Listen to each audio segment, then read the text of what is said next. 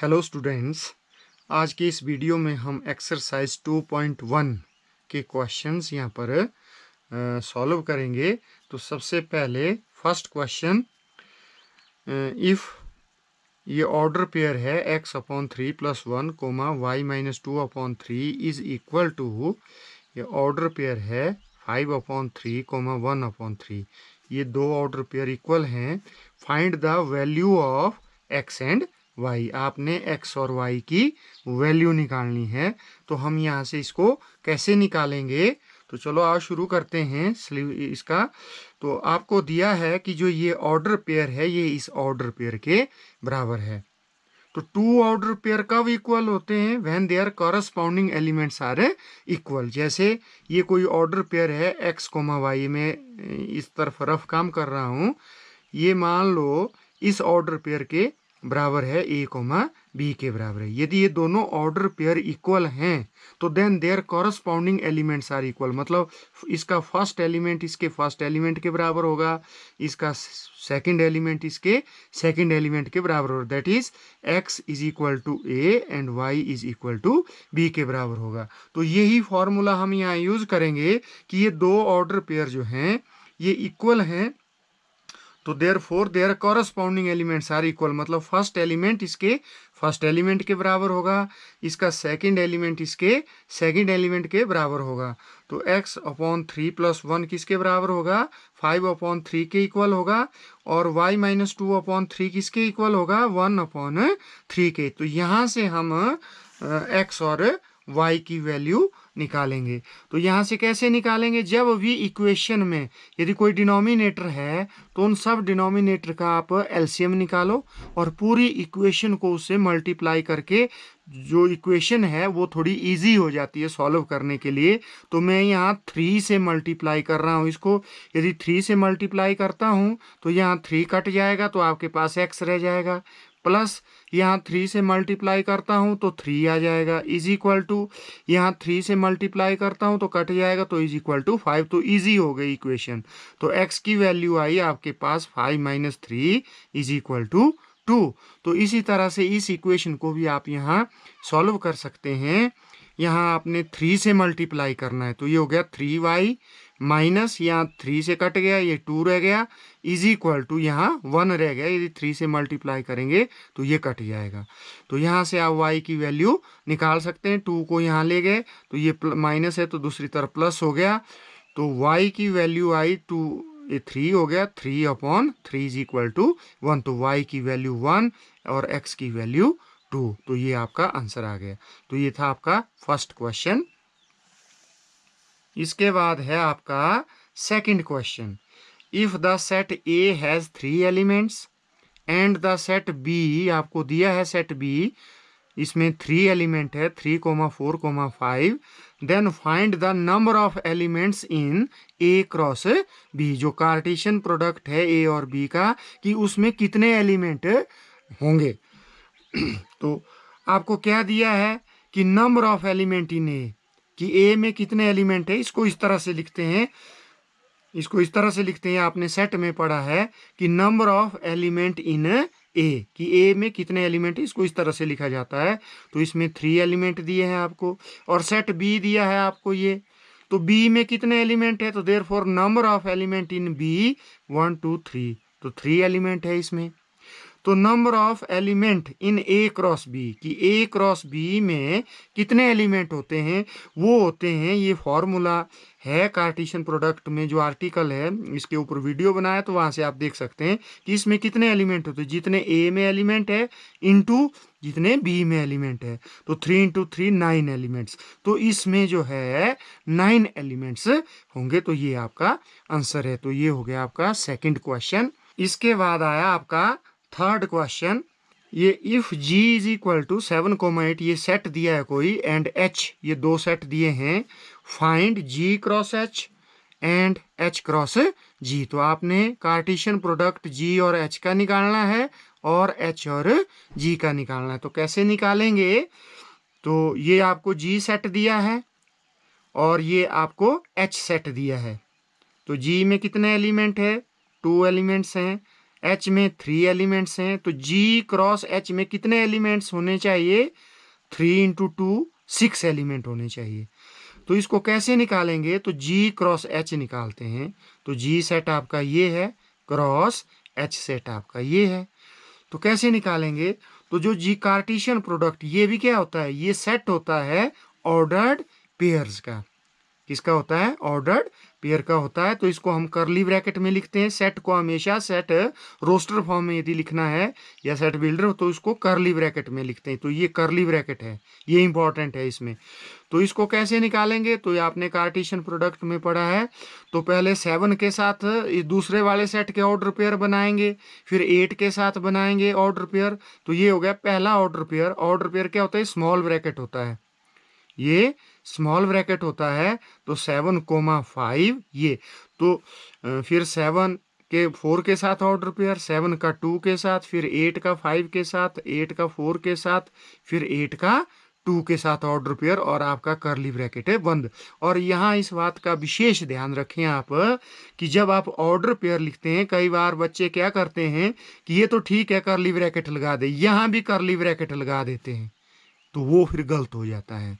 तो यहाँ करली ब्रैकेट नहीं लगता बीच में, तो यहाँ क्या लगेगा आपका? स्मॉल ब्रैकेट, क्योंकि ऑर्डर पेयर को हम स्मॉल ब्रैकेट के अंदर लिखते हैं। तो ये हो गया आपका जी क्रॉस एच, बहुत आसान है। इसके बाद आया एच क्रॉस जी। तो एच क्रॉस जी को कैसे निकालेंगे? तो पहले एच सेट आएगा, फिर क्रॉस जी सेट आएगा। तो पहले फिर जो पहला सेट है, तो उस जैसे 5 है इसका एलिमेंट, तो 5 के ऑर्डर पेयर आप इसके हर एलिमेंट के साथ बनाएंगे, फिर 4 के बनाएंगे, फिर 2 के। तो 5 का पहले 7 के साथ हो गया, 5,7 ये स्मॉल ब्रैकेट। और 5 का 8 के साथ है, 4 का फिर 7 के साथ है, 4 का 8 के साथ है ऑर्डर पेयर, 2 का 7 के साथ है, और 2 का 8 के साथ है। और यहाँ आपने करली ब्रैकेट क्लोज करना है। तो ये बहुत इंपॉर्टेंट है कि जब भी सेट को, तो यहाँ कोई दूसरा ब्रैकेट नहीं लगता है, यहाँ करली ब्रैकेट लगेगा। और अंदर जब ऑर्डर पेयर लिखेंगे तो यहाँ स्मॉल ब्रैकेट लगेंगे। यदि आप कोई दूसरा ब्रैकेट यहाँ लगा देते हैं तो वो आपका क्वेश्चन फिर गलत हो जाएगा। तो आपने इसको इस तरह से करना है। तो आप देख रहे हैं कि जो जी क्रॉस एच है वो एच क्रॉस जी के बराबर नहीं है। क्यों? क्योंकि इसमें देखो 2 सेट कब इक्वल होते हैं? 2 sets are equal if their corresponding elements are, if their elements are equal. तो जो ये ऑर्डर पेयर है 7,5, ये 5,7 के बराबर नहीं है। तो इसके ऑर्डर पेयर डिफरेंट है, दोनों के डिफरेंट है ऑर्डर पेयर्स। तो इसलिए जी क्रॉस एच जो है वो एच क्रॉस जी के बराबर नहीं होगा। तो यदि आप इसको एरो डायग्राम से भी शो करना चाहते, तो मैंने यहाँ एरो डायग्राम से शो किया है। तो ये जी सेट है, ये एच सेट है, तो जी क्रॉस एच हुआ है। तो जैसे 7 का जो रिलेशन है वो 5 के साथ भी होगा, 4 के साथ भी होगा मैपिंग, 7 की मैपिंग 2 के साथ भी होगी। मतलब इस सेट के हर एलिमेंट की मैपिंग इसके हर एलिमेंट के साथ होगी। जैसे 8 की मैपिंग 5 के साथ भी होगी, 4 के साथ भी होगी, 2 के साथ। ये हुआ जी क्रॉस एच। और जैसे एच क्रॉस जी आपने निकालना है तो उसको एरो डायग्राम से तो पहले एच सेट लिखना पड़ेगा, फिर जी सेट। तो ये है एक रिलेशन, ये आपने पढ़ा हुआ है कार्टेशियन प्रोडक्ट में, मैंने एक वीडियो बनाया है, वहां से आप देख सकते हैं एच क्रॉस जी। तो यहाँ एच के एलिमेंट, तो हर एलिमेंट का मैप जो है इसके हर एलिमेंट के साथ होगा। तो आप इसको इस तरह से शो कर सकते हैं एरो डायग्राम से। ये हो गया आपका थर्ड क्वेश्चन। इसके बाद आया आपका question number 4। State whether each of the following statements are true और false. If the statement is false, rewrite the given statement correctly. तो आपने ये बताना है कि नीचे कुछ स्टेटमेंट्स दी हैं कि क्या ये ट्रू है या फॉल्स है। यदि ये फॉल्स है तो करेक्ट स्टेटमेंट आपने लिखनी है आगे कि इसकी करेक्ट स्टेटमेंट क्या होगी। तो पहली स्टेटमेंट है कि if P is equal to, ये सेट दिया है, इसमें 2 एलिमेंट्स हैं M और N, और ये Q सेट है, इसमें भी 2 एलिमेंट है N और M। Then P cross Q क्या होगा? ये ऑर्डर पेयर दे M इंटू N। तो आप बताओ कि ये स्टेटमेंट करेक्ट है। और P क्रॉस Q इसमें कितने एलिमेंट आ रहे हैं? 2। एक ये ऑर्डर पेयर है, एक ये ऑर्डर पेयर है। लेकिन इसमें कितने एलिमेंट होने चाहिए P क्रॉस Q में? इसमें कितने एलिमेंट है? P में 2, इसमें कितने हैं? 2। तो P क्रॉस Q में कितने हो गए? 2 × 2 4। तो इसमें 2 एलिमेंट्स है, तो इसका मतलब है ये स्टेटमेंट ट्रू नहीं है। तो द स्टेटमेंट इज, ये फॉल्स है। तो करेक्ट स्टेटमेंट क्या होगी? तो हम P क्रॉस Q निकालेंगे, तो ये P सेट है, ये Q सेट है।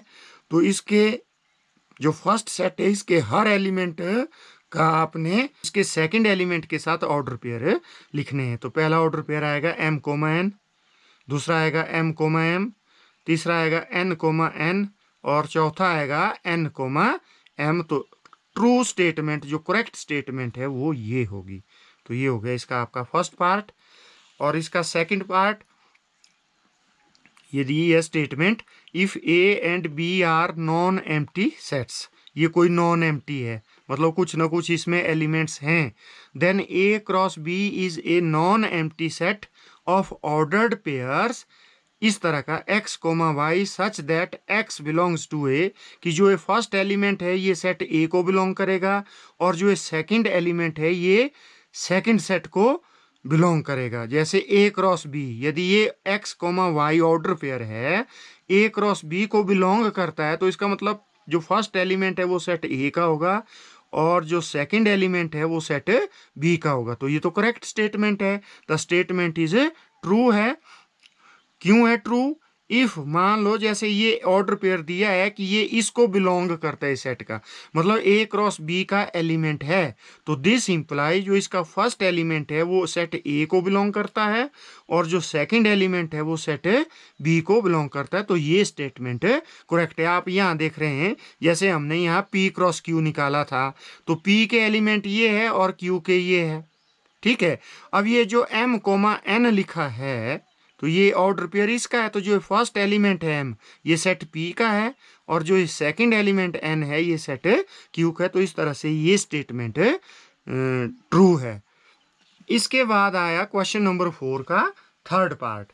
तो इसमें भी एक स्टेटमेंट लिखी है, if A is equal to, ये सेट दिया है, ये B सेट दिया है आपको, तो then A cross B intersection phi is equal to, ये फाई के बराबर आना चाहिए कि क्या ये स्टेटमेंट करेक्ट है या नहीं है।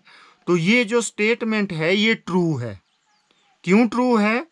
तो ये मैं आपको यहाँ बता रहा हूँ कि पहले हम B इंटरसेक्शन फाई निकालते हैं।